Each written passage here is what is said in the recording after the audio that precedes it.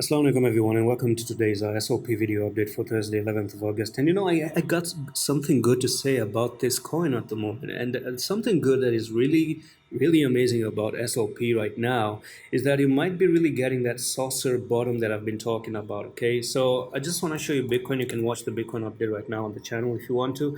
And the thing about Bitcoin is that you're about to make a bull cross on the daily and you're about to move really high, right? I do think Bitcoin is looking for $25,000 at least for now.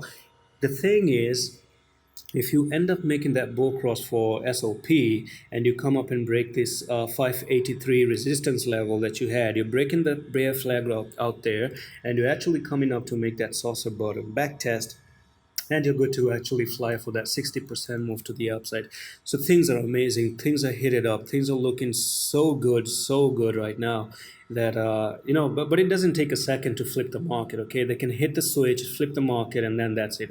But the thing is that we just hope this level gets broken. Hope is the only thing we have right now, and we're not certain about anything. But if you do actually end up breaking, I just want to show you that scenario over here. So you're in for a nice, beautiful 60% move to the outside. And who doesn't want 60%? I'm going to be trading this on my Signal channels, okay, on the Discord. So you want to break this level, come down for the retest right here, do that cheeky buyings right there, and then boom, you want to actually go for that ride to the outside. At the moment, it's doing a pretty decent job. Let's bring in the EMAs, and you're trying to make a bull cross, okay? So you are with the 55, the 10, and the 20, and you're about to make that bull cross, okay? It's just a matter of time. Go sideways like this and break it out, come for the retest, and boom, you want to short it. Maybe next month, maybe this month, who knows? But the thing is that when you do that, understand that's amazing, okay? And because of Bitcoin, even these bearish patterns can be invalidated, and if they get invalidated, I'm ready to take this